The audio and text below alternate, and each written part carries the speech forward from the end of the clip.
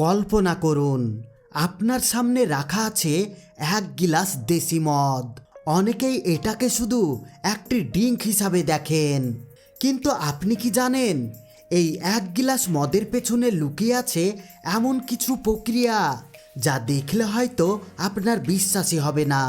পচা ভাত, গুড়, মহুয়া, তীব্র গন্ধ আর ঘন্টার পর ঘন্টা আগুনে জাল দেওয়ার পর তৈরি হয় এমন এক তরল যার জন্য প্রতিদিন হাজার হাজার মানুষ টাকা খরচ করে। এই মদ আসলে কিভাবে তৈরি হয়, যেই জিনিস মানুষ এত আগ্রহ নিয়ে পান করে তার তৈরির আসল দৃষ্টান্তটা দেখতে কেমন, আর ফ্যাক্টরিতে তৈরি লাইসেন্সপ্রাপ্ত মদের সঙ্গে গ্রাম অঞ্চলে তৈরি দেশি মদের পার্থক্যটাই বা কোথায়। আজকের ভিডিওতে আমরা আপনাদের দেখাবো দেশি মদ তৈরির সম্পূর্ণ মেকিং প্রসেস। দেখাবো ছোট্ট ছোট্ট অবৈধ কারখানা থেকে শুরু করে বিশাল লাইসেন্সপ্রাপ্ত ফ্যাক্টরির ভেতরের দৃশ্য। শুধু তাই নয়, ভিডিওর শেষের অংশে দেখাবো বিশ্বের অন্যতম জনপ্রিয় ড্রিঙ্ক ওয়াইন কিভাবে তৈরি হয় এবং কেন কিছু ওয়াইনের দাম লাখ লাখ টাকা পর্যন্ত হয়ে যায়। তবে ভিডিওটি শুরু করার আগে একটি গুরুত্বপূর্ণ কথা বলে রাখি, এই ভিডিওটি শুধুমাত্র শিক্ষামূলক উদ্দেশ্যে তৈরি করা হয়েছে। এখানে দেখানো কোনো প্রক্রিয়া বাড়িতে করার চেষ্টা করবেন না, কারণ অনেক ক্ষেত্রে এটি আইনত দণ্ডনীয় অপরাধ হতে পারে এবং আপনার জন্য বিপদের কারণও হতে পারে। তাহলে আর দেরি কেন, চলুন আজকে দেখে নেওয়া যাক এমন এক জগৎ যার ভেতরের বাস্তবতা সাধারণ মানুষ খুব কমই দেখতে পায়। দেশি মদ মেকিং প্রসেস। দেশি মদের ইতিহাস আজকের নয়, শত শত বছর ধরে বিশ্বের বিভিন্ন অঞ্চলে স্থানীয়ভাবে বিভিন্ন ধরনের অ্যালকোহল তৈরি হয়ে আসছে। কোথাও চাল থেকে, কোথাও ফল থেকে, আবার কোথাও ফুল বা গুড় থেকে। গ্রাম অঞ্চলের অনেক এলাকায় কম খরচে তৈরি হওয়ার কারণে দেশি মদ দীর্ঘদিন ধরেই জনপ্রিয় হয়ে আসছে। তবে এই মদের তৈরি প্রক্রিয়া দেখলে আপনার ধারণা সম্পূর্ণ বদলে যেতে পারে। সব কিছুর শুরু হয় পচা ভাত দিয়ে। হ্যাঁ, ঠিক শুনেছেন, বড় বড় পাত্রে ভাতের সঙ্গে মেশানো হয় গুড়, ইস্ট এবং অনেক ক্ষেত্রে মহুয়া ফুল। এরপর সব উপাদান ভালোভাবে মিশিয়ে একদিনের জন্য রেখে দেওয়া হয়। ধীরে ধীরে শুরু হয় ফার্মেন্টেশন। ফার্মেন্টেশন হলো এমন একটি প্রক্রিয়া যেখানে ইস্ট শর্করাকে ভেঙে অ্যালকোহলে এবং কার্বন ডাই অক্সাইডে পরিণত করে।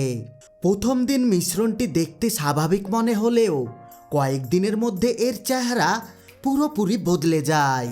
পাত্রের ভেতরে বুদবুদি উঠতে থাকে, মিশ্রণের রং গাঢ় হতে থাকে আর চারিপাশে ছড়িয়ে পড়ে তীব্র গন্ধ।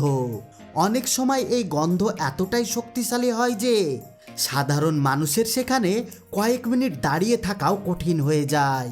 কিন্তু আসল খেলা শুরু হয় এরপরে, কারণ এখন এই ফার্মেন্টেশন মিশ্রণ থেকে অ্যালকোহল আলাদা করতে হবে, আর এই কাজের জন্য ব্যবহার করা হয় ডিস্টিলেশন পদ্ধতি। একটি বড় ধাতব পাত্রে ফার্মেন্টেশন মিশ্রণ ঢেলে নিচে জ্বালানো হয় আগুন। তাপমাত্রা ধীরে ধীরে বাড়তে থাকে। পাত্রের ভেতরে থাকা অ্যালকোহল পানির তুলনায় কম তাপমাত্রায় বাষ্পে পরিণত হয়। এই বাষ্পকে একটি পাইপের মাধ্যমে অন্য একটি ঠান্ডা চেম্বারে পাঠানো হয়। সেখানে বাষ্প আবার তরলে পরিণত হয় এবং এইভাবেই তৈরি হয় কাঁচা অ্যালকোহল। দেখতে সাধারণ পানির মতো হলেও এর মধ্যে থাকে উচ্চমাত্রায় অ্যালকোহল। অনেক অবৈধ কারখানায় এই পর্যায়ে কোনো ধরনের মান নিয়ন্ত্রণ করা হয় না, ফলে কখনো কখনো তৈরি হওয়া মদে ক্ষতিকর উপাদান মিশে যেতে পারে। আর এই কারণেই অবৈধ তৈরি অ্যালকোহল মানুষের স্বাস্থ্যের জন্য মারাত্মক ঝুঁকিপূর্ণ হয়ে উঠতে পারে। এখন প্রশ্ন হলো, এই কাঁচা অ্যালকোহল কি সরাসরি বিক্রি করা হয়? উত্তর হলো অনেক ক্ষেত্রেই না, কারণ এর স্বাদ এবং গন্ধ বেশ তীব্র হয়, তাই অনেক জায়গায় এটিকে আরও ছেঁকে পরিষ্কার করা হয়, এক কথায় ফিল্টার করা হয়। কখনো কখনো ভিন্ন প্রাকৃতিক উপাদান যোগ করে স্বাদ পরিবর্তনের চেষ্টা করা হয়। এরপরে বড় ড্রাম বা বোতলে ভরে বাজারে পাঠানো হয়। এখন চলুন দেখে নেওয়া যাক লাইসেন্সপ্রাপ্ত বড় ফ্যাক্টরিগুলোতে কিভাবে অ্যালকোহল তৈরি করা হয়।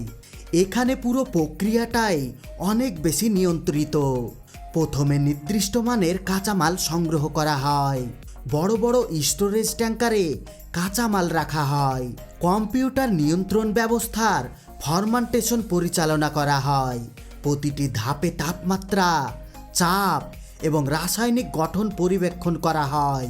ফার্মেন্টেশন শেষ হলে আধুনিক ডিস্টিলেশন কলামে অ্যালকোহল পৃথক করা হয়। এই বিশাল কলামগুলো কয়েকতলা ভবনের সমান উঁচু হতে পারে।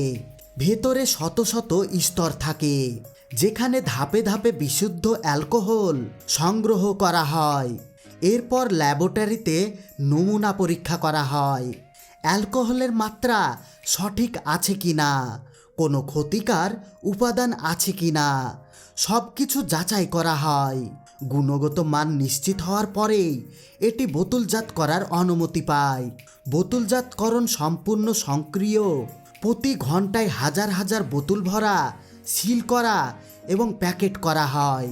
একটি আধুনিক কারখানায় মানুষ যতটা না কাজ করে, তার চেয়ে অনেক বেশি কাজ করে মেশিন।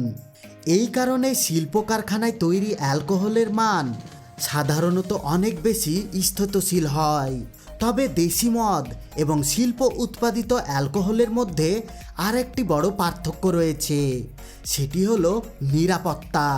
কারণ লাইসেন্সপ্রাপ্ত প্রতিষ্ঠানে নিয়মিত মান পরীক্ষা করা হয়, যেখানে অবৈধ উৎপাদনে সেই নিশ্চয়তা থাকে না।